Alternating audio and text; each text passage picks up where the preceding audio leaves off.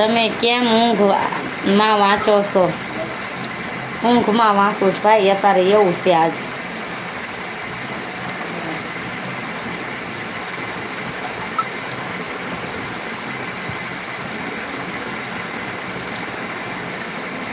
હવે કેટલા વાગ્યા? આપણી નોકરી કેવી તમને ખબર છે ને ભાઈ, ઠાકી રેવી આખો દી.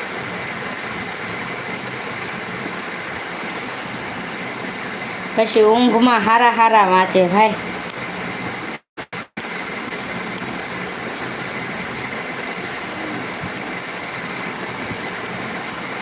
મમતાબેન તમે શું જેમાં બેન? કનિકા શું કરે છે?